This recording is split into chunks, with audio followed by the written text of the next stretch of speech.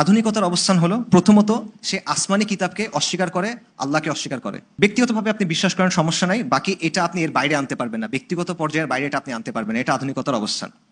তারপর আধুনিকতা হলো মানুষ কেন্দ্রিক, সবকিছুর কেন্দ্র মানুষ, সবকিছুর মাপকাঠি মানুষ।